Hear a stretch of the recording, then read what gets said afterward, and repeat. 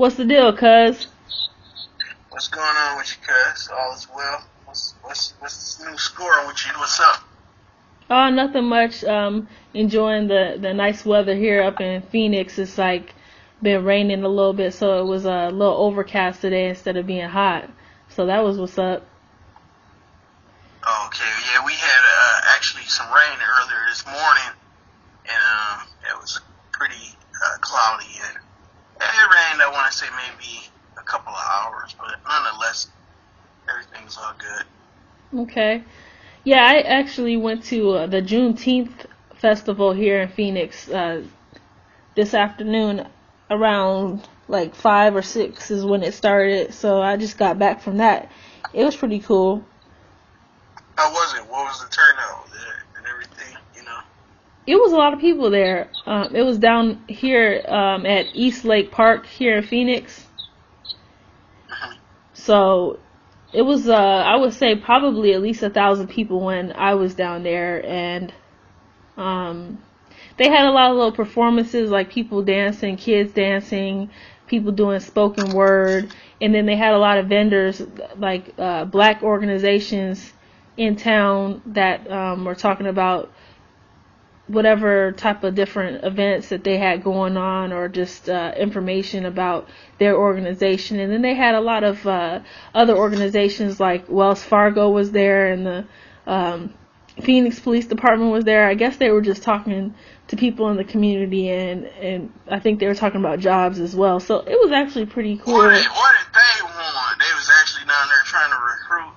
I guess so, but you know what? We need people in the police force too. You know what I'm saying? So I think that don't get me wrong. I mean, I talk a lot of shit, but they are needed because you do need somebody out there to check bullets. But because you can't have the morale so messed up to where it's like nobody wants to be involved with law enforcement. Because, like I said, don't get me wrong. I talk a lot of sugar, honey, ice, and tea, but at the end of the day, that's why I always try to tell people, don't listen to me for face value, because if something go down with you, it ain't going to be me that you calling. So, right. Nonetheless. Well, I just want to welcome everybody to this podcast. If you're not familiar with the podcast, my name is AZShan, and I'm here with DreChilly talking to you guys. Oh, I'm sorry, I chimed in on the intro. Yeah, I'm here with my cousin, DreChilly. So this podcast is kind of like us coming together just as cousins and discussing our views on different things that are happening in the news and in the media here in Arizona, or just in the world in general. Just our viewpoints on different topics that range from relationships, or it could even be about celebrity drama, or for the most part we're just talking about local things that are happening in Arizona as well. So definitely stay tuned.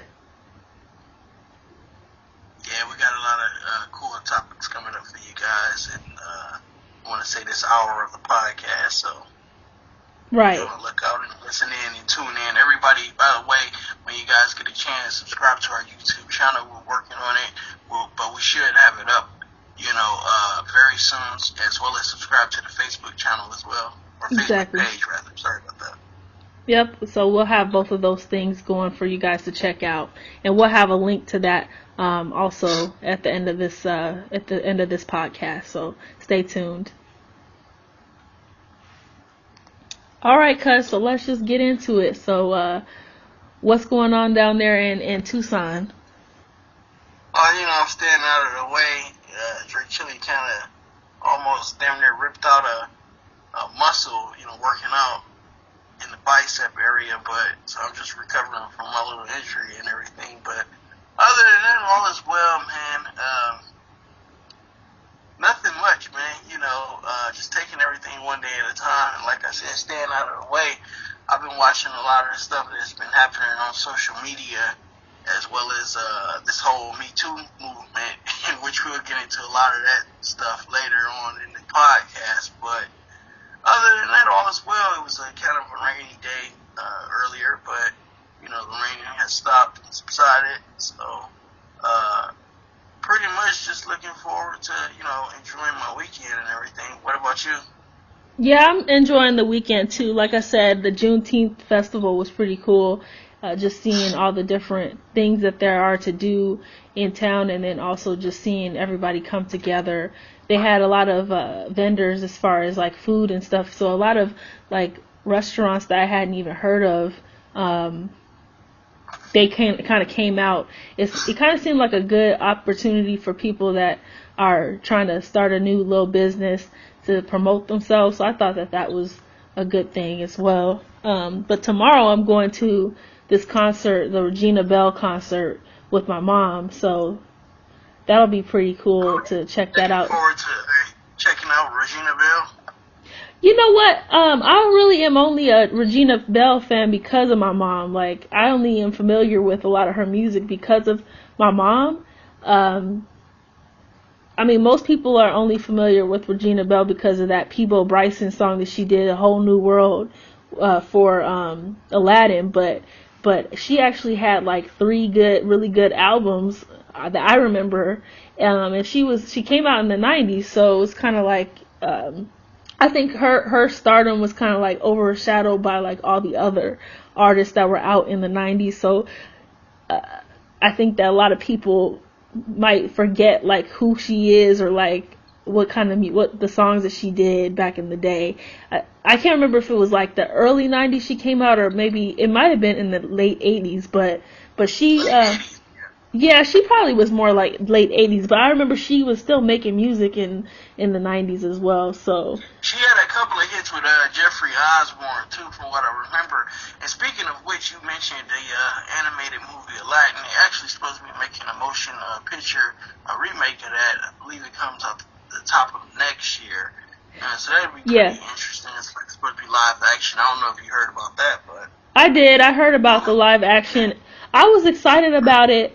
But I think a lot of controversy was surrounding that because they were kind of upset that at the casting of the film, because they felt like there needed to be more people that actually look like the characters, instead of like having a lot of times in like Disney and in certain production companies, they have a tendency, especially when it's supposed to be a movie or animated, film about characters that are of color. So they'll have somebody that's not of color play the role, and a lot of people get mad. They do that with a lot of like Asian characters too, and a lot of Asian films and like anime and stuff. So I heard about like all this controversy about like the guy that was going to play Aladdin. They were like, well, he's not. I forget what ethnicity Aladdin is actually supposed to be representing, but they were like, they need to get a guy that actually is part of that ethnicity. But what I was kind of looking at it as is like, there's definitely people that they could have pulled from, but I think, Disney wants to be they have like their own like view of how they want to present themselves. They kind of want it to be like somebody that everybody's heard of before, not just a actor that's might be popular overseas or be popular in another country. They want someone who's like popular in the American market, and there's just not a lot of people in the American market that are of like a specific descent. Well, there's not a lot of specific descents. Like, you don't have a lot of like Arab actors, especially male actors, that are like really like in the forefront. You know what I'm saying? So I think that the guy that they had playing him, I think he might be Indian or something like that, or or originally they were looking at a Caucasian guy. Yeah, they were. So people were upset about that because they were like, they need to have a space for someone that is actually of the ethnicity of the character that they're portraying. And I do agree with that. I just think that they could put another young actor on instead of trying to get somebody who they feel like looks close enough to that ethnicity. You know what I'm saying? To just put them in that category. I think that they should have looked at an up and coming that nobody knows yet, that fits that bill for that particular group.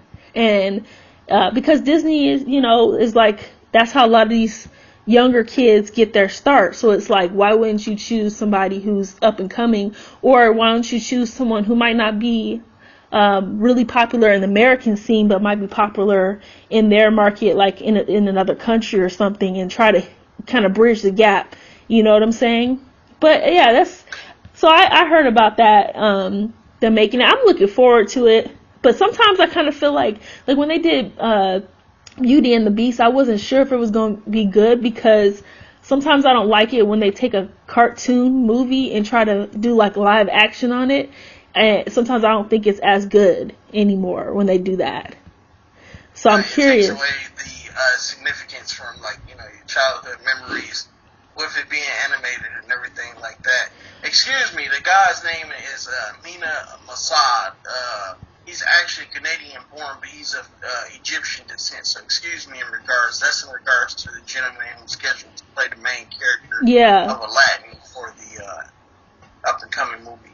Yeah, I think that they finally settled on that guy, but they were considering a different guy altogether that wasn't of like any type of Middle Eastern descent or anything. You know what I'm saying? So that was kind of like what they were upset about. And I get it, because that happens a lot with characters, like black characters. They'll have played by Caucasian people, or they'll have an Asian character that's played by a Caucasian person, which is not a bad thing to do that in and of itself. But I think that people are very concerned about representation nowadays and having enough people that they can identify with, you know, especially when the pool of actors is so small. Because like even in the black community, when you watch a lot of these black films, sometimes I wonder to myself why a lot of these directors don't try to put on new actors that we haven't seen. Because how many times do we need to see Gabrielle Union or somebody play the same role, you know, or even have Jada Pinkett Smith playing something, you know? It's like, let's see some fresh faces. You can never allow yourself to become typecast. I mean, so a part of that is the actor/actress responsibility as well, you know. But it makes sense in regards to what it is that you're saying as well. So. Yeah, but it's not even necessarily about typecasting. A lot of times, like, I love Angela Bassett, but it's kind of like she was in Black Panther and she was in they have her in everything. Like, she's played Rosa Parks, she's done played Tina Turner, and now she's in Black Panther. It's like, well, dang, like, you know, it's like she played all these characters, and it's like it kind of I not to take anything away from her talent and whatnot, but it kind of does make it seem like, why couldn't we get somebody else for certain roles? You know, why does it have to be the same actors? I'm of the belief that the younger generation has to kind of come through and kick the door in, as opposed to wait for their opportunity, even if it means putting together your own films and shooting it independently and then going ahead and selling it to a major studio. But I get what you're saying. I mean, not to take anything away from her, because like you said, she is extremely talented, but that kind of goes back to the point that I think I just made when I said that she is, at this age, kind of typecast. If you think of it, when I think of her, I instantly think how Stella got her groove back, number one, with them biceps, and then number two, I think about how the roles that she's been playing as of late, and she's essentially someone's mother. Yeah. Or, you know, like a guardian or a parental role, or overseer or some nature. But nonetheless, I mean, she's still working. I mean, hell, it's hard to stay relevant when you've been in the game as long as she has. So, kudos to her. Right, exactly. And that's, I think that I don't want to take anything away from her. I was just giving like an example of, you know, it's like, and I do agree with that. Like, maybe, you know, it's like anything else. There's making a space for things that's in a different way. Like, even with music isn't being made the same way it was before. You can be literally in your house and make music by yourself on your computer, whereas that was unheard of before. So I think that black filmmakers or people of color that are trying to break into filmmaking or just anybody in general, even people our age, just in general, that's trying to break into filmmaking, I think that's a good idea. Like, maybe we don't need to have a big production company that picks us up. You could probably make a film and put it on YouTube nowadays, because YouTube is starting to be like what people use for television. You know what I'm saying? That's how Issa Rae got started. It's going to be the new wave. Yeah. Because the actual studio over in California is basically paying independent creators large amounts of money to come with fresh new content. Mm-hmm. Because the advertisers want the actual viewership on computer-based platforms or just web-based platforms. The whole old school where you got a live setup of an actual studio and it's 15 to 20 people on a production set, that day is dead. I don't ever foresee that coming back anytime soon. Yeah, I think that you're right, because look at Issa Rae. She did Insecure, and she started her whole show off of YouTube. You know what I'm saying? And so then she just kind of like got viewership that way, and it grew, and then now she has her own HBO special, and I foresee her doing something with Netflix in the future, possibly, because that's where everything's going. It's like Netflix is putting people on, especially people of color, I've noticed lately, on in terms of like giving them opportunities in the space of acting and producing and whatnot. So yeah, I'm definitely excited about that, and I think that that's a good thing that they're doing that. Even with podcasts, like podcasts are starting to become in like the radio station for everything. Instead of having to tune into your car or something like that, you know, you can make your own podcast, your own radio station, without having to have all this technology that a lot of these radio stations have, or having to build up all this it's like build up a following outside of the internet. You know what I'm saying? So I think it's an exciting time, you know.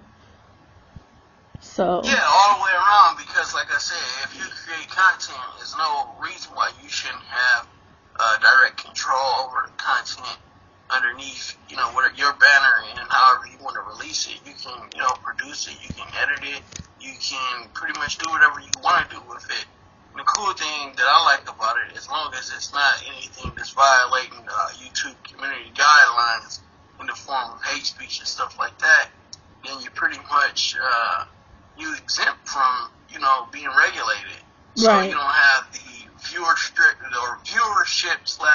/ corporate constraints that follows a lot of people that's associated with these big major studios and stuff like that. So right. All right. So you were talking earlier about the whole Me Too movement, and I know that you were kind of piggybacking that on this whole discussion about the recent men that have been in the media, as far as like these different rape allegations. I read the whole, I read about the whole Jamie Foxx situation, and apparently a woman accuses him, or she filed a police report for alleging the fact that Jamie Foxx had apparently pulled his pants out and slapped it over the woman's face after she refused to suck it. And my whole thing is this: this happened in 2002, according to the police report, and she claims that it was non-consensual after he had struck her with his penis. And a lot of this stuff, it's kind of like it's not a gray area for me, but for some people it is, because albeit if somebody is out here doing things that they don't have any business doing in regards to sexually assaulting women, then your ass get what your ass get. You deserve everything that's coming your way.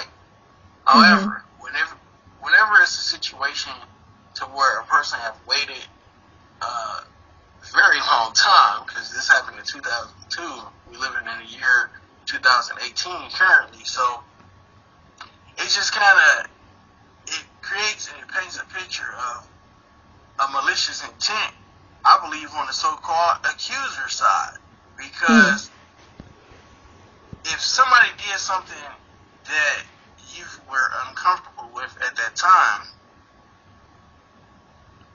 what was wrong with you speaking up then as opposed to now?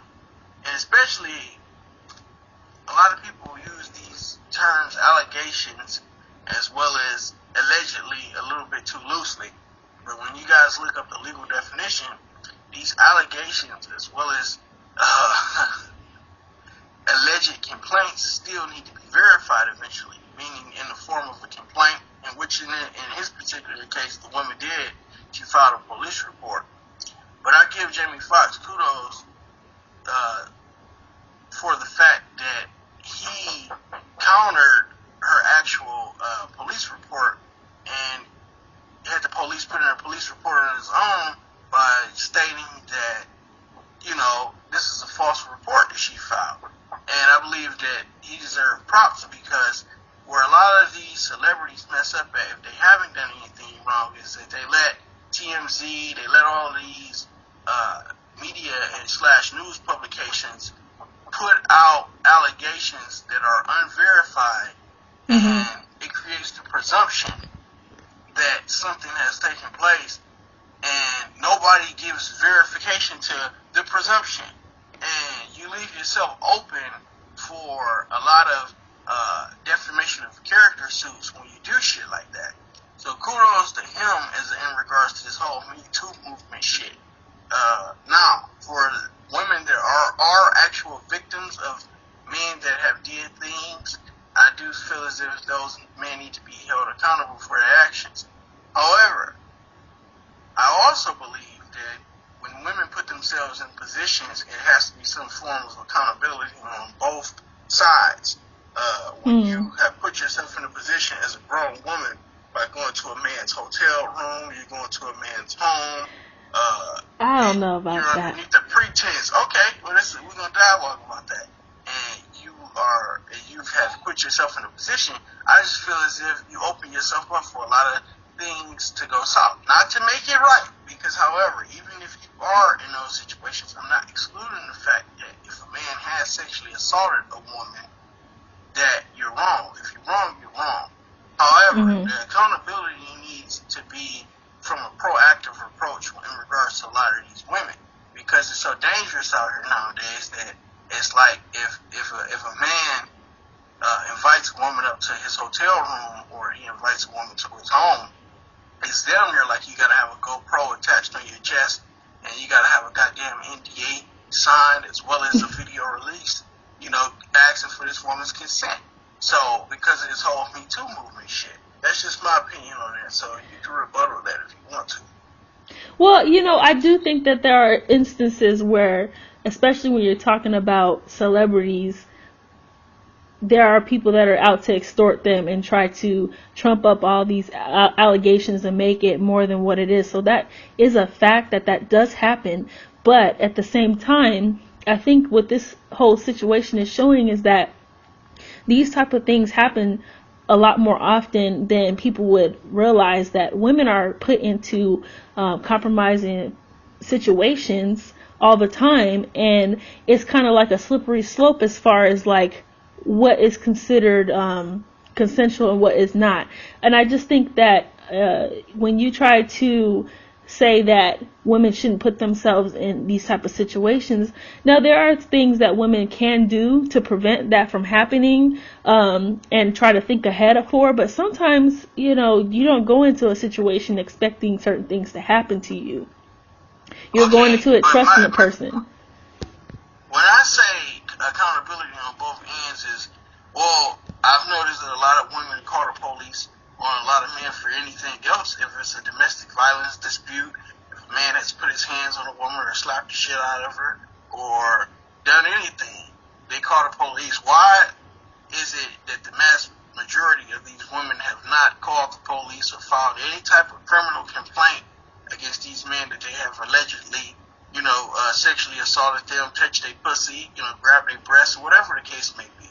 You know? I think I think the reason why that happens is because, one, there's a little element of shame to it, and two, because there are women who have tried in the past, and we're not just talking about in recent time periods. There's people in the past that have had issues with raping women or doing things that were a little bit, risque, or doing things that are not right to women, but it's like those things get kind of like pushed aside because this person's the person in the public eye. So the charges, nothing ever becomes of these type of charges when they do try to make good on these allegations. You know what I'm saying? So, well, let's get into the racial aspect of it. I mean, you just said that, and it's good that we're having this conversation because it's like opposite ends of the spectrum, and I think a debate is good and it's healthy conversation.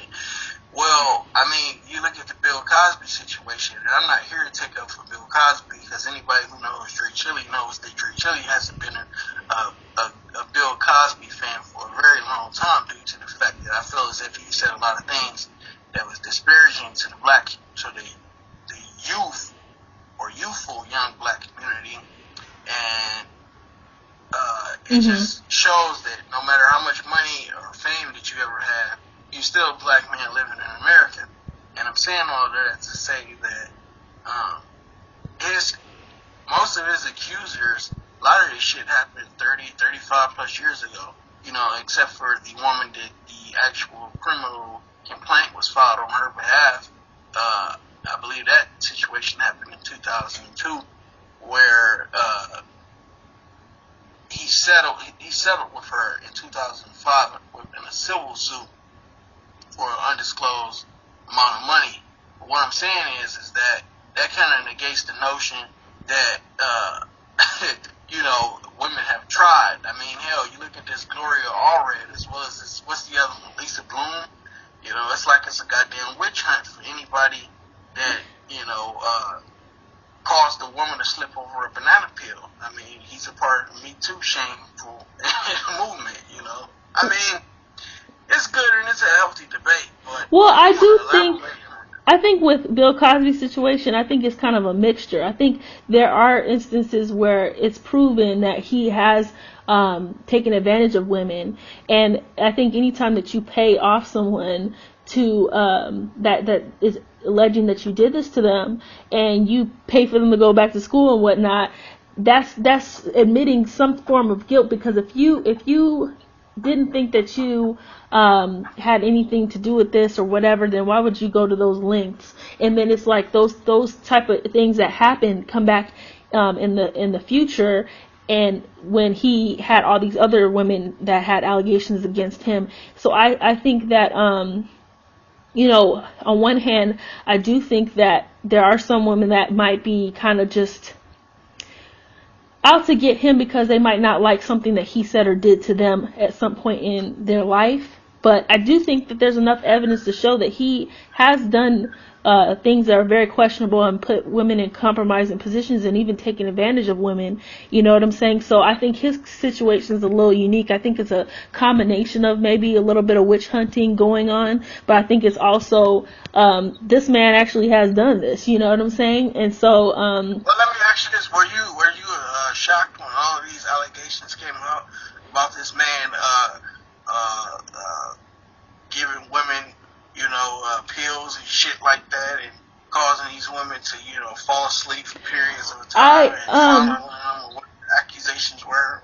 I was shocked because, that's not something that growing up you think that Bill Cosby is capable of. Just knowing his, the media surrounding him as far as him always being portrayed as this great guy. And I do think there's a little bit of conspiracy there as far as like all of a sudden now when he decides to buy, I think, CBS or something, all of a sudden now he's got all these allegations on him. So I think there's a slight conspiracy, but at the same time, I think that he did do all these different things. I think that the reason why I say that is because you don't just have just regular Joe Schmo women coming out of the woodworks making these allegations. All of a sudden, you have other celebrity females that are coming to the forefront and admitting that they were in situations where they felt that their safety was compromised by him. And I'm not saying that makes the allegations stronger just because someone who is a celebrity is also one of his accusers. But I do think that, in light of the circumstances, in light of all the evidence that we have about him paying off other women in the past, it just it kind of adds to the whole story of like, this man isn't completely innocent. So but I do want to touch on the fact that I think what we're not having enough discussion with this whole Me Too movement is the fact that women, we don't talk to each other about instances that we've dealt with men where we felt like we weren't safe, or we might have felt like, we were sexualized or whatnot. We don't talk about that amongst each other. And with men, I think if we open that up more, then we would have healthier discussion surrounding this and teach men that, something that they think it might be something simple that they're doing is actually something that they need to correct and check, you know what I'm saying? And I'm going to preface that with some examples I have in my own experience. Like, I feel like I could be one of these women that's a Me Too, you know what I'm saying? But I just have a different perspective on how I see things, so I don't see those experiences that happen to me as something like where I'm going to be like, oh, I'm just like that, that's just like me. These things that happened to me could have escalated and became something more, based on if it was a different individual that was involved, or if it was a different scenario that went down. I could have been a victim of being in a position that was compromising for myself, you know what I'm saying? So I think that women need to talk about that kind of stuff more, so that we can, one, talk about how we can get around situations like that happening to us and educate young girls about that. But two, also to educate men on being conscientious of their actions and how those things can be perceived. You know what I'm saying? So, yeah, totally. That kind of piggybacks along, and I don't want to put words into this man's mouth, but Drake's dad, I just seen a TMZ video with him not too long ago, where he was saying that he felt as if women should take a proactive approach and not put themselves in compromising positions, but by taking their ass home. And I've been quoting him with that when he said, "You take your ass home." See, that's the thing, though. What's your opinion on that? When you're a 19, 20, 21-year-old girl and you're out here dating, you're not thinking that this person that you're talking to has bad intentions for you. And I want to just make that clear that these things that happen to women don't happen to them because they're dating some weirdo or dating a guy that they don't know.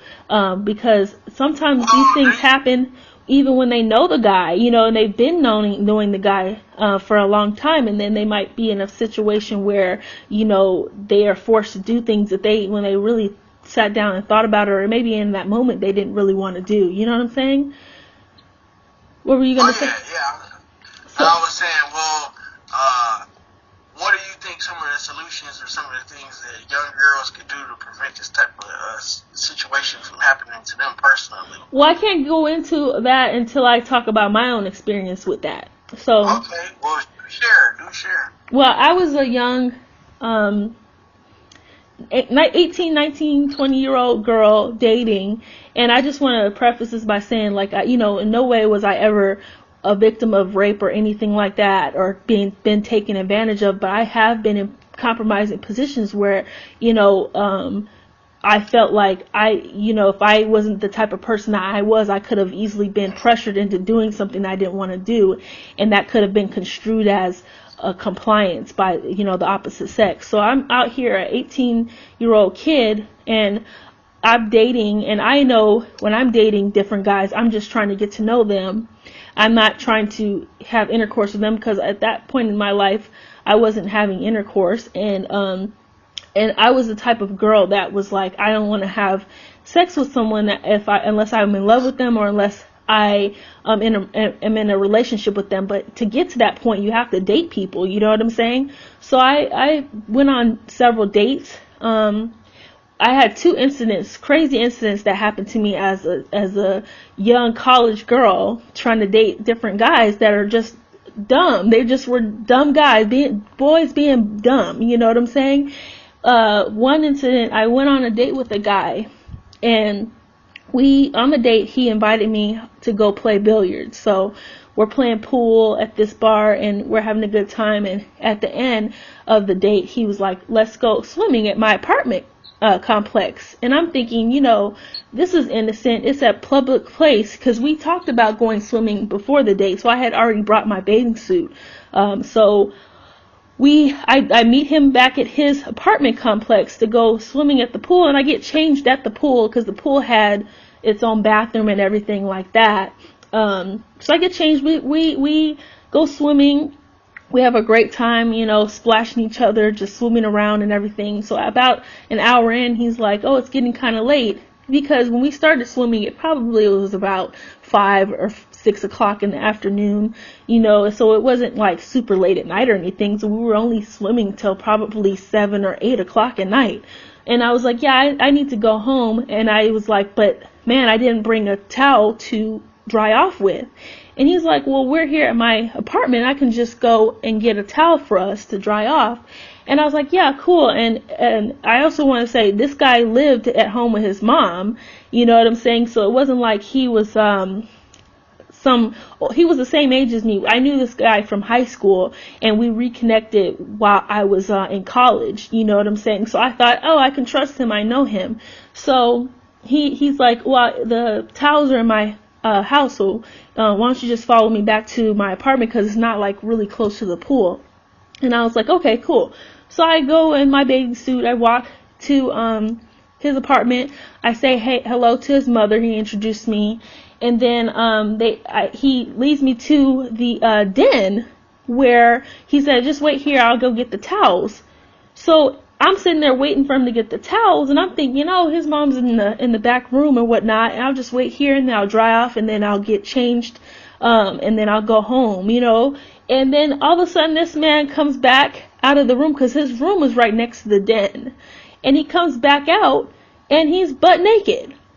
And I was like, butt naked, no drawers on, nothing. Like, he don't even have a t-shirt on, nothing. And he has the towels in his hand. And I was just like, what's going on here? And he's like, I thought that you knew what time it was. And I was like, what time it was? I said, I thought this was just a nice date, you know what I'm saying? And I thought we were just supposed to be just having a good time. And he was like pressuring me, basically trying to pressure me to, be willing to have sex. And I was like, no, I don't want to have sex with you. And he was like, what do you think I brought you here for? And I was like, I thought we were just going to go swimming. I thought that was it. And so he started to kind of get a little bit upset. And then I had to think on my toes for a second. Because I'm thinking, okay, his mom's in the other room, so I hope he's not about to try to pop off on me or whatever. And then I think to myself, okay, if I just tell him that the only reason why I don't want to do anything with him is because his mom lives here with him, then maybe he'll let me go home. And so I tell him, I said, well, I don't want to do anything anyway because your mom's home. And he was like, oh, well, yeah, you know what, you're right. That's probably not a good look, la, la, la. And I'm quite sure this guy has had sex with girls and brought them home to his house with his mom there all the time, because it just, from after assessing that situation, I realized obviously his mom didn't care, you know what I'm saying? Because he was paying the bills at that apartment, and his mom was like on disability or something. I hope I'm not giving too much details about this person, but anyways, it's all right. Yeah. Put his name. No, exactly. So then I was like, okay, if I just tell this man that I just don't want to do anything because his mom's home, then he'll let me go home. So then he said, okay, well, I'll just link up with you later, So I get dressed, and I literally blocked that fool's number from my phone. And luckily he didn't go to school at the same school as I went to school at college. And so I didn't never see him after that again. He called me a couple of times, texted me, and I just never responded to him after that. So that's a situation where this person got a little aggressive with me and was trying to pressure me to do something that I didn't want to do. Now, like, let's say that, what if his mom wasn't there? What if he tried to take it further? You know what I'm saying? Did I put myself in a compromising position? Yes, but at the same time, it wasn't like I went into it knowing that that was gonna be the result. You know what I'm saying? And I think that happens a lot to women. And I've had this happen to me 2 times in my life. The second time that this happened to me, and I'm just like, I was the most, I want to say like the most bookworm type of college girl. I really didn't party a whole lot, especially when I was a freshman and sophomore. I really just was all about books and just studying and all this. But I was working at the school on campus, and there was this guy that I worked with, and he was on the football team, and so we worked together for about 2 years. Totally different, new guy, totally different situation. After I had that situation with the other guy I told you guys about earlier, I stopped talking to people for a while, and I was like, I need to just be completely, that lets me know I can't go back to nobody's house. I started thinking that way when it came to dating. But again, you start thinking you can trust somebody, you know what I'm saying? So this guy that I worked with on campus, he was like, oh, I really like you. I've always liked you for the past 2 years. And we should go out on a date. And I was like, okay, cool. This guy's on the football team and all this stuff. I think, he's seems like a nice guy. So being young and dumb, I accepted a date, and I went on a date with him. And we went to the movies or something very basic like that. And then at the end of the movies, he wanted to stop by his house again because he had to go talk to his roommates, who were other football players, about something that was going on at the house. And so, excuse me, I was kind of like, oh, do you really have to go back to your house now? And he's like, yeah, it's going to be real quick. So I'm thinking, okay, well, it's just going to be quick. And at this point, he was driving because, I don't know why. And this is another thing I had to learn. I had to learn, if I'm going on a date with a guy, bring your own car, bring your own money. You don't rely on the guy for anything. You know what I'm saying? Meet up with him somewhere in public. And you know what I'm saying? Don't have him pick you up. He picked me up from my house to go on the date. So, I couldn't, if he wanted, right, he has the control over the whole date. So if he wants to go back to his house, what am I going to do? Like, jump out of the car? Like, you know what I'm saying? So that's how I was thinking at the time. So I was like, okay, he's going to go back to his house and just really quick go meet up with his roommates to talk about whatever's going on there. And he's like, well, come inside. And I was like, oh, okay. And so for the longest time, I was just sitting in their living room while he was talking to his roommates. And then all of a sudden his roommates were like, we're leaving, we'll be back later. And I was like, okay, are we about to go back? You're going to take me home? He's like, well, let's just chill for a second. Again, he drove, so I'm like, okay.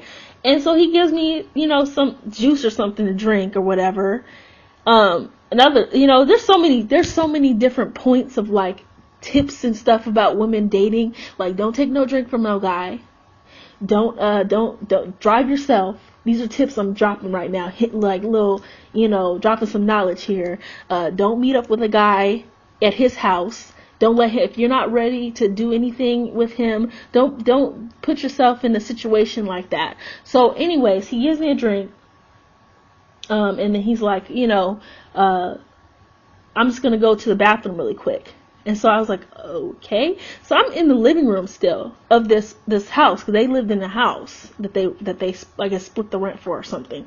And then all of a sudden the guy comes back out of the room, and he's butt naked again. This another totally new guy, butt naked again, and in front of me, talking about, oh, I've just wanted you so badly for so long, and and talking about, he's always liked the way my body looked and all this other stuff. And I just was totally uncomfortable. And I was like, hey, man, I thought, we were just trying to have a good time. It was a similar type of situation. I'm like, hey, I thought you were about to take me home. And he was like, in that situation, he was like so embarrassed. He was like, oh my gosh, I feel so embarrassed.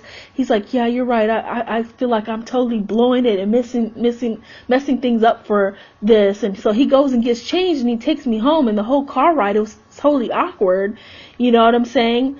And, he didn't give me, like I talked about the drink thing because, again, this particular individual didn't give me anything, put anything in my drink or anything like that. He wasn't that type of guy.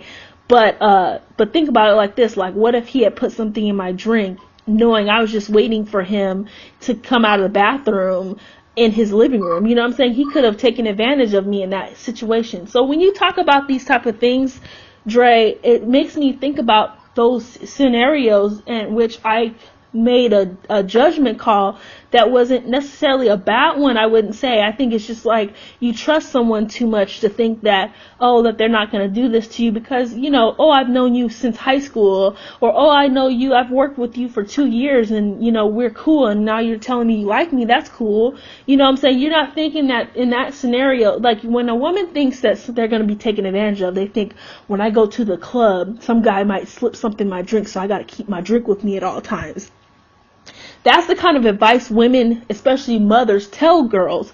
Don't go to these crazy parties and don't set your drink down. Don't get drunk at no party because that you might pass out and some guy will rape you or something. Like those are things women are told all the time. So we have that in our Rolodex in our head, or a lot of women do.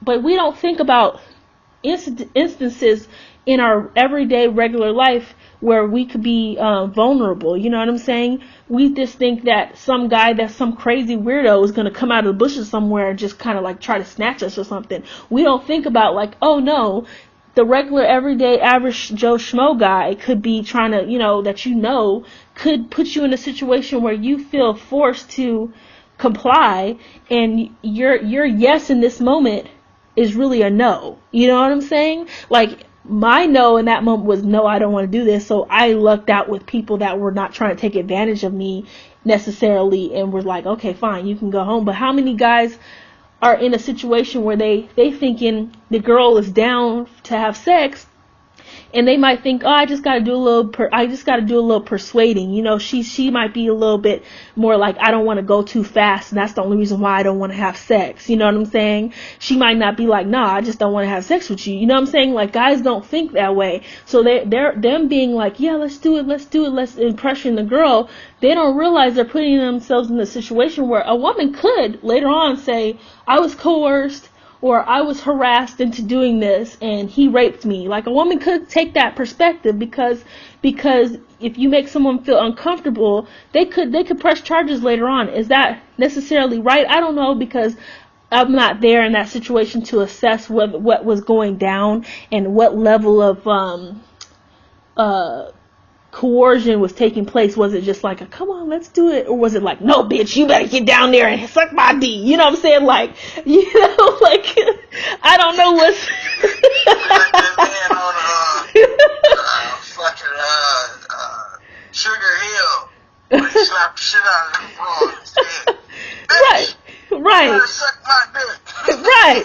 So I don't know what went down. So it's like, men need to realize that if a woman says no in any regard, even if it's a reluctance, if a woman shows any reluctance at any point during any time that you're having any physical contact, even if that's touching her or kissing her or getting next to her or anything, if she shows like, oh, I don't know if I'm ready for that. I mean, that could be even the same thing. Like, I feel like people put... Kobe went through that. Kobe went through that whole issue where the woman had claimed that he raped her, and what it was is that she was willing to have sex with him, and they showed where she literally there was cameras where she went into his hotel room. She was doing stuff like meeting him back, trying to figure out how she could get through all the security protocols to get to his room. So you knew you know, she's obviously trying to like get with him. But I think what the difference is that during that trial it came out that there were certain sexual acts that he wanted to do that she wasn't cool with. So it's like, okay, if the woman is having intercourse, is willing to have intercourse with you, but you want to take it to another level and maybe do a little BDSM or something, or maybe you want to, you know, stick it up her butt or something, and she's not down for that. In that moment, does that mean that, like, oh, that's not rape because she complied to have intercourse with me? I think that it would still be considered rape. I think men need to realize that, like I said, it's a slippery slope. And you crack me up because when you talk about men should have a GoPro, I don't know if that's a solution, but I mean, if that's what you need. Hell, fuck yeah, it is. Let me speak to you. You gotta be out of your fucking mind. What's that? Any motherfucker that's listening to this, go in the hotel with a bitch if you want to. And like you just said, it's a slippery slope for a situation where this crazy ass schizophrenic, some of these fucking women drug induced daddy issue having motherfuckers running around, and it'll be a situation if she talking about this man touched my pussy or he stuck a finger in or he did XYZ. I dare any of you motherfuckers to do that in 2018. What do you mean? I guarantee your motherfucking ass has some goddamn detector slapping cuffs on your ass. I'm saying that I think that it behooves any man that if you're gonna have a situation to where you're just gonna be fucking on this lady and vice versa, and you don't really have no real intent of being this man's or being this woman's man or her man or anything like that, or the man in her life, whatever the fuck they call it nowadays. You got to be out of your mind not to have some type of text message thread that can be substantiated as evidence where you guys are talking about in a consensual agreement in place where you guys are talking about, having sexual relations, or you have some type of video release where this woman is intoxicated off any drugs or alcohol, also stating that she hasn't been coerced, as like you stated, she hasn't been coerced, threatened, or intimidated into doing anything. I just strongly believe in 2018, as like you just said, it's such a slippery slope, and as we all know, and which I alluded to in the previous episode of our podcast together, you have what they call clout chasing, and I do believe that a lot of these women, that the slightest degree of contact, a lot of women are saying that, this man did XYZ to me, and it can be, in my interpretation, be construed as clout chasing, based on the fact that they are waiting years later, and I'm talking about, look at the Jamie Foxx situation. Now, how was a man's dick out, for one, if it wasn't some type of, excitement from the woman's end, or, she, because if a woman's not interested, hell, any woman that I've ever encountered, I usually speak up for herself and say, hey, I'm not really feeling that right now, or, XYZ isn't happening. And, a real man could respect that and will respect that and put his, put his Johnson away. Now, I will also say that if I'm just basing this off of his situation, because that's what I just recently read. If you look at the situation, Nevada law, his lawyer even stated that in Nevada law, they define sexual assault as sexual penetration without consensual contact. So this woman wouldn't even technically have a criminal complaint to be filed with any prosecution office or prosecutor's office in the state of Nevada, based on the fact that the woman don't have a claim in fact. It's not a sexual assault case. So what I'm saying is that I think how you were saying that women need to protect themselves, there needs to be accountability on both sides, that men need to protect themselves, and you need to have some form of evidence if you're going to have relationships of that nature with a woman to state or have something that can be substantiated as evidence against the presumption that you did something inappropriate to this woman. Well, I think that you can have text messages. I think it's a good idea for men to keep evidence that that person that they're involved with was consensual, you know what I'm saying? But I think it's kind of hard to do that when it comes to like video, because of laws and stuff like that. You can't record somebody, even record audio without their knowing. But I don't know whether that matters or not if you have allegations against you, so I don't know that information. But what I will say is that even if you have all that information, how does that hold up with the example I was giving earlier when it comes to like, okay, you can have evidence that shows that this woman was complying to sex, but during the sexual act there might be things that she wasn't complying to, and I think that a lot of women would consider that still rape. Remember, the woman, the burden is on the proof, or the burden is on the plaintiff side. The plaintiff has to prove beyond a reasonable doubt that whatever it is that they are complaining about in their criminal complaint or civil complaint actually took place. So the presumption as well as the burden of proof is on the plaintiff's side to argue. And I think in regards to what you said, one person instantly popped up in my mind based on his story, and I watched the whole documentary as well as his Broadway play that he did, and Mike Tyson instantly popped up in my mind because had technology been around, and he had actual text messages, video cameras. You know, a lot of these women allow men to film them and do things on sexual acts on camera and stuff like that. And I think that if a lot of these male celebrities were to get these women on camera performing sexual acts or things of that nature, or have any form of evidence, and like I said, I reverted back to him because his story has never changed, you know, and he's only talked about it 2 times, and at least publicly, but in those 2 times, at separate times, he talked about it in 2005 when they came out with this documentary called Tyson, and then he talked about it on his Broadway play, and his story was pretty much on point. It's the same, and I just think that men need to be proactive in regards to protecting themselves as well when you're putting yourself in a compromising position, because hey, like I just said, and I think you could agree with this, in 2018 it's a dangerous world out here, you know. If you put yourself in any situation to where you can be prosecuted, a lot of these states, man, they'll pick up a case real quick, especially if it's a man of color, and you know, that's just stuff, you know, I debate anybody on that.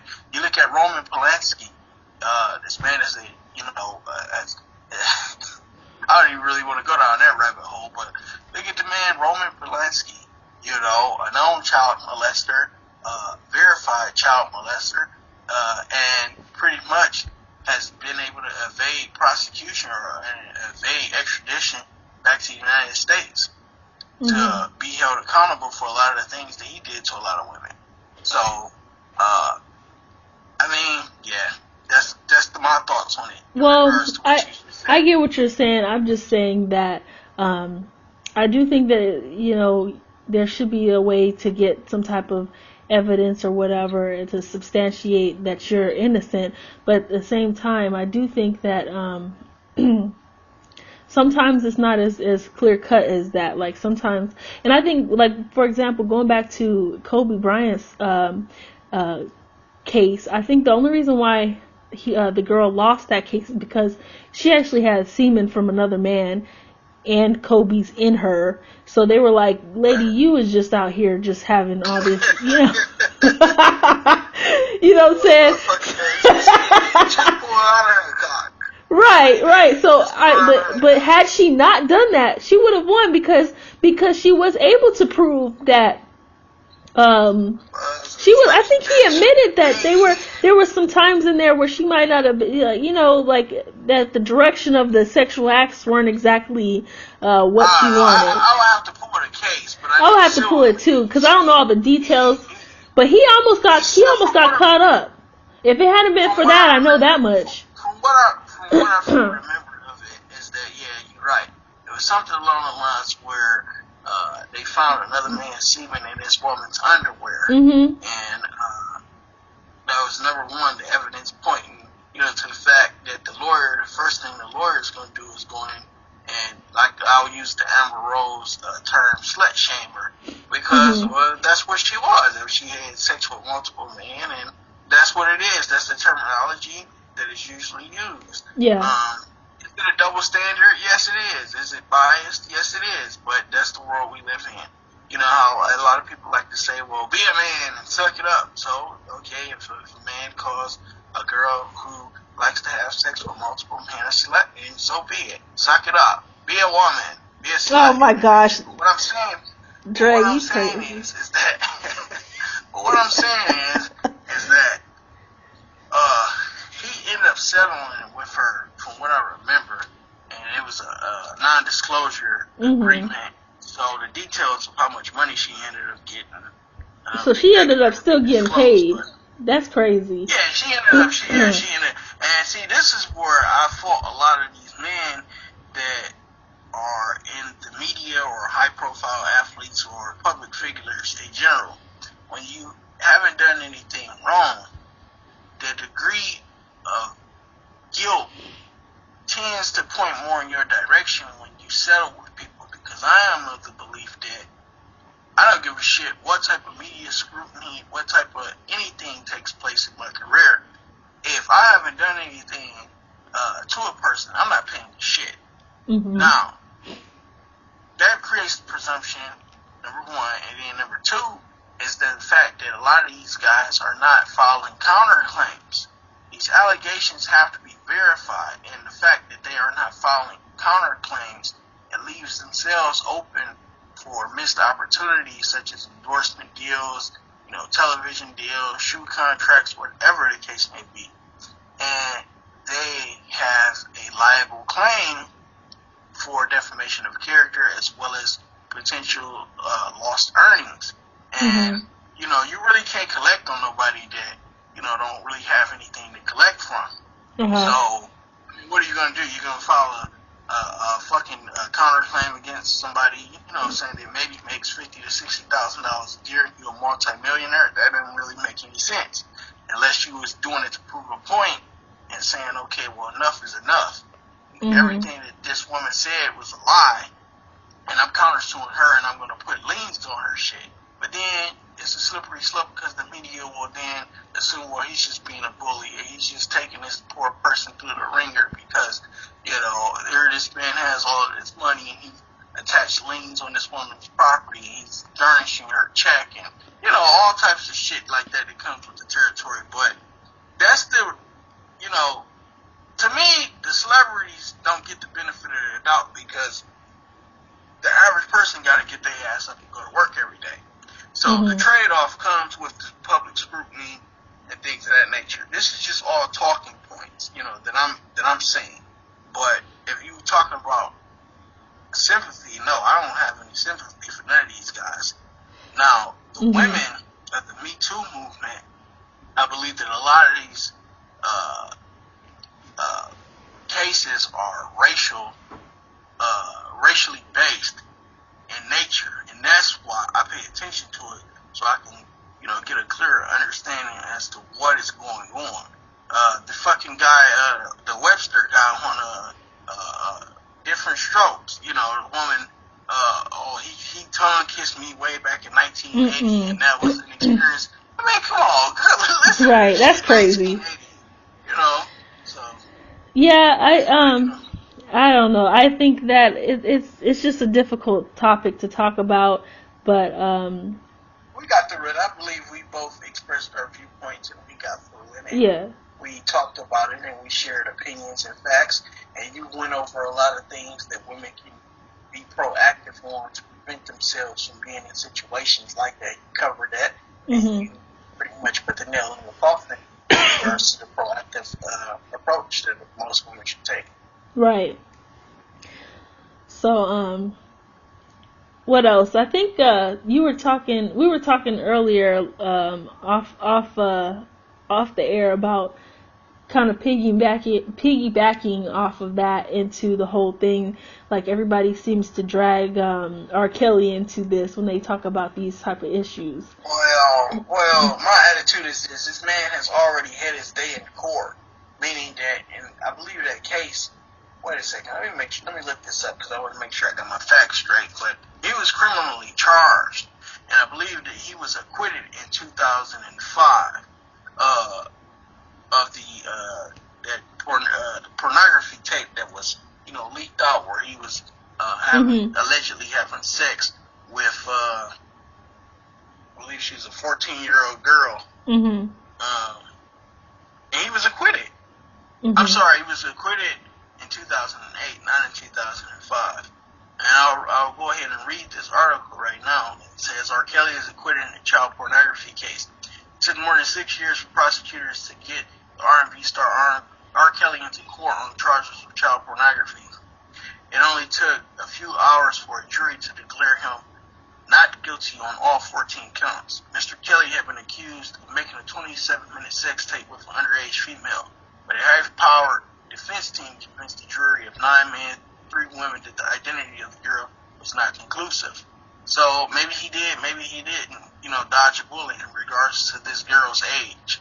I mean, in 2002, I wasn't old enough to be looking at porno tapes and things of that nature, but from everybody that was around that I remember that actually had a copy of the tape, they said that it was clearly, evidently, that the girl she looked to be underage. I thought the issue wasn't that. I thought that the issue was that you couldn't conclusively say that it was him in the video. I thought that was that's what it was. Let me finish reading the article. It says, as the verdicts were being read on Friday, the singer started crying and whispering, thank you, Jesus, over and over again. His lawyers, Mr. Kelly, who was 41 at the time, whose signature song is I Believe I Can Fly, saluted a crowd of his fans as he left the court and then put his hand on his heart. He made no remarks, but the impassive face he had worn during the 4-week trial showed a flicker of a smile. In the same courtroom where the trial was conducted, 5 jurors reported that the absence of testimony from the alleged victim was a big handicap. All of us felt the greatness of the case, one juror said. Okay, so it sounds like, according to the jury, that the only reason why, well, not the only reason, but as they just stated in this article, that it was a gray area for them due to the fact that the alleged woman that was in the tape at the time did not testify. So my attitude is this: he's already had his day in court in regards to the underage, because remember, that was a criminal case. That wasn't a civil in nature. So in nature or in cause. So criminally, he's already, he's had his day in court. Leave him alone. Yeah, I get. They didn't feel the need to retry the case, so leave him alone. I get that, and I do think that, for that instance, people should just let that go right at this point in time, because the girl didn't press charges. If you want to talk about this whole sex cult, that's what I'm saying. They're saying that they're saying that this guy is such a crazy person and he's a pedophile because he got this whole sex ring. Well, my thing is this: why are women continue to do this shit? He's such a boogeyman, but then you got women that still around him. They still play his music. They still like him. They still love him. Yeah, that's crazy. I mean, I don't get it. That alone is nonsense and craziness in itself. Well, if you don't want to be a part of a sex cult, an alleged sex cult, where he makes you do X, Y, Z, and there's no cell phones, there's no communication with the outside world, how fucked up in the head do you got to be? I mean, this is what I'm talking about. Like, seriously, where's the accountability at? It's like, fuck this shit. This is the thing, though. Dre, this is the thing, though. He's really good at towing the line in terms of the legal aspect, because he chooses girls from states, and I believe he even lives in a state where the legal consenting age is 16 or something like that.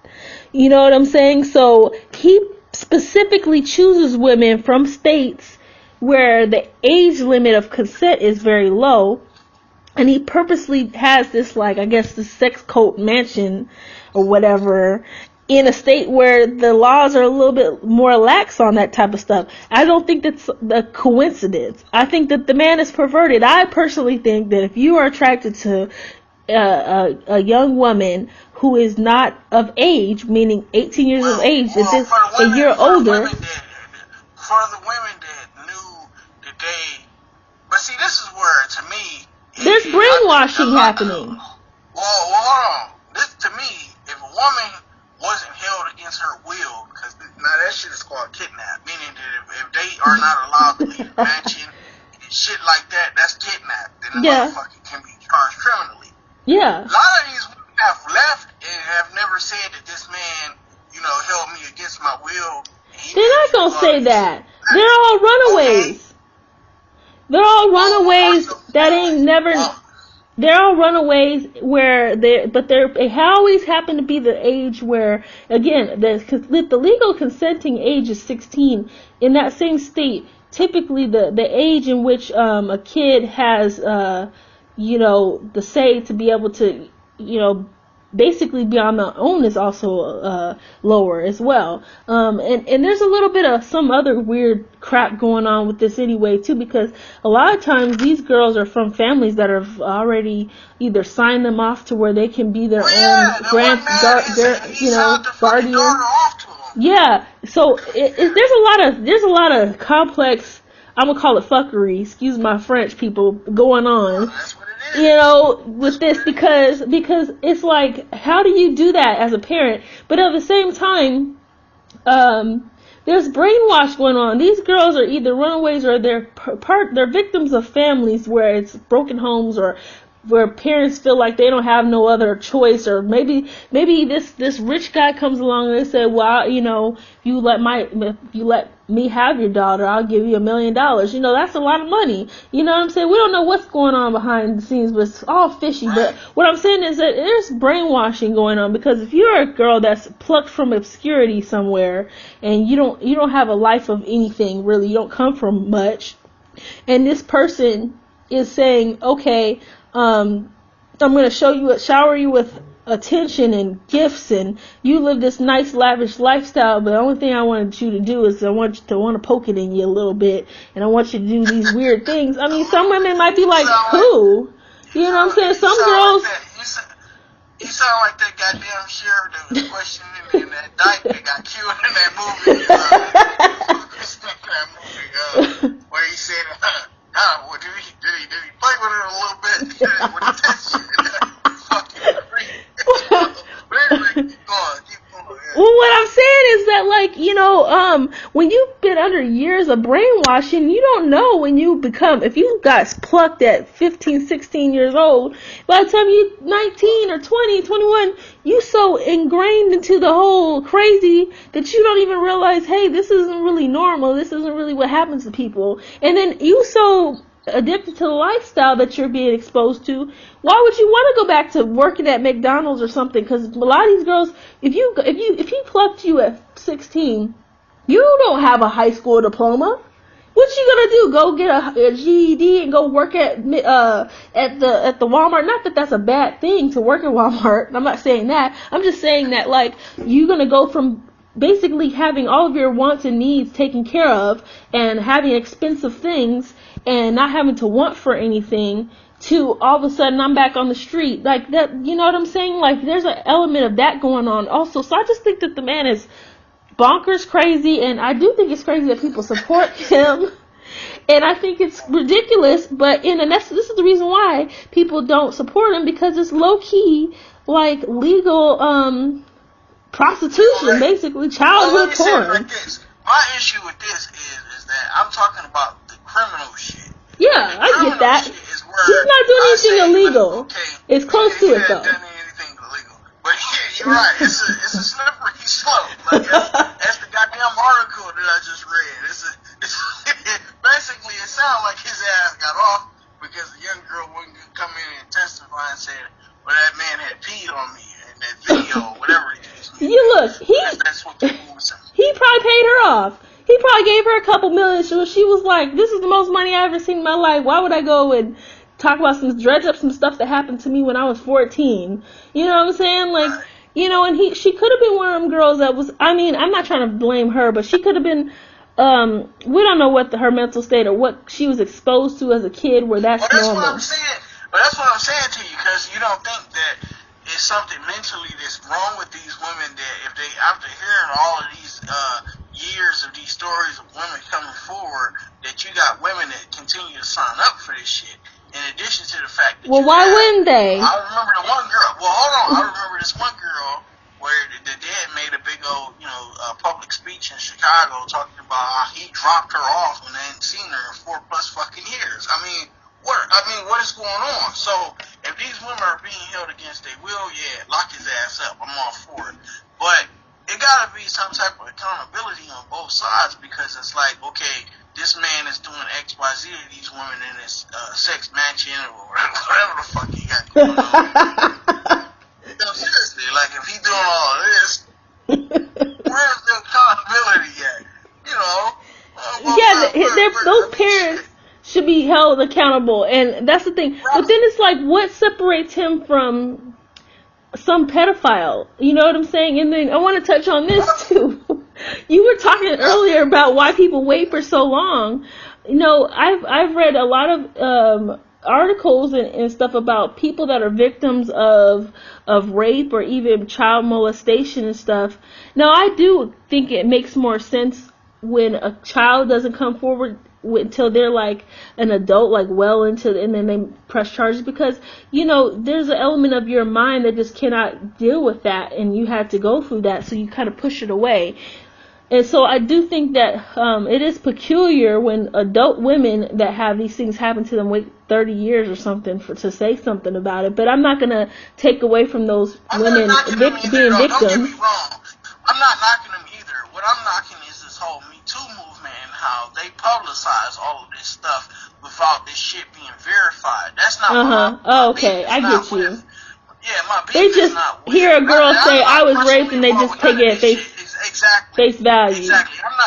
Exactly. They taking everything at face value, and there's no type of accountability or substantiation taking place, and they can ruin the lives of a lot of men. That's true. If you're being accused of a lot of this shit, man, this can really damage your reputation to where you may not ever be in a position to recoup from this. That's all I'm saying. It needs to be accountability from this whole little Me Too organization that is going around.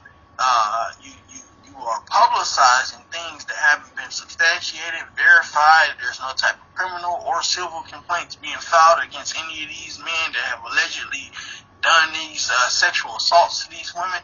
That's who my beef is with. So when I say that a lot of these women, as you even stated, just it's peculiar that these women wait 35, 40 years in some cases to come forward talking about a man did X, Y, Z to me. And it's like, I mean, goddamn, that's a lot of therapy within those years. Not knocking them, but what I'm saying is that it remains to be seen that if a lot of these women, okay, if we was to take a poll, would you agree or disagree that is it strange that women who are sexually assaulted by guys that are not, financially successful, they report their sexual assaults immediately, as opposed to women who have been sexually assaulted by men who are financially successful and don't report the actual assaults until years later. I think that this is the thing. Like, I definitely think if somebody's out to harm somebody, they're gonna do it. And there might, and I can say this too. Like, if you are someone that was raped by someone, you might wait until they, you might even not necessarily wait, but you might not say anything, and then you hear them in the media pop up, and you're like, that mofo did this to me, and that might be the point that you do that and come out with it, and then you're like, at that point you feel like they did this to me and they should pay, and how do people pay? They pay financially, you know what I'm saying? So I can see where that could happen. So I don't know, I think that it's just a complex, it's hard to be like real clear cut on that, because if some dude did something to me and then he dropped into obscurity and then he popped up and wound up being an actor, you'd be damn right I'm gonna go over there and be like, this mofo did this to me 30 years ago, you know what I'm saying, and now I know where his ass is at, and I'm about to come take everything, you know what I'm saying, like, I can see that being the case. But see, this is the thing, I do think that men should protect themselves, because this is the thing, a lot of these actors and stuff, they're being accused, they didn't just start becoming successful. They've been successful for a while. So it does kind of make me be like, why didn't you wait why didn't you do this 10 years ago? So I don't know. It's hard. On one end, I do feel like it's a little fishy. But on the other end, I do think like, maybe you didn't know how to get in touch with that person or find them. And then all of a sudden now they've presented themselves as being like all up in the media. So you like, hey, I'm about to, come for they ass, you know what I'm saying? I can see that, but does that make them any less of a victim of that situation? I don't think so. But I don't think anybody will ever have like a clear cut, like straight up and down opinion about this, because there's so many different layers and levels to it, you know what I'm saying? Right. Yeah. But Yeah, I agree. but I think unless we got something else going to say, I think that's our show for today. I just looked up and I Yeah. realized this is. Most definitely. Plug all your social medias, AZShan, where everybody can find you at. You know, if they wanted to reach out and have a conversation with you or share some information with you, you know, for up and coming events or anything that's happening in Arizona or anything that's happening in the Black community nationwide. Where can they find you at? Where can they follow you at? You know, where can they hit you up at? Well, they can hit the show. They can find our show, What's the Deal, Cuz, on Facebook. And like our page and subscribe, because that's where we're going to have information regarding events that are taking place in Phoenix. I'll be posting that on tomorrow. I'll be posting a separate podcast that's about events that are taking place both in Phoenix and in Tucson. And then also you can hit our YouTube page that we will be having, which will have the same name, What's the Deal, Cuz. And so those are the ways that you can find us for now. Eventually we're going to have a Instagram and Twitter page where you guys can go to those pages and ask us any questions. And again, go to either of our current pages, and if you have any questions about the show, if you want certain topics discussed on the show or have ideas, definitely go to our Facebook page and post a comment, and we'll get back to you. Most definitely. Other than that, everybody have a good week. It was fun tuning in. This is the second episode of What's the Deal, Cuz show. Peace, monkey grease, and blessings to everyone. Take care. This is AZShan and DreChilly signing out. All right, bye-bye.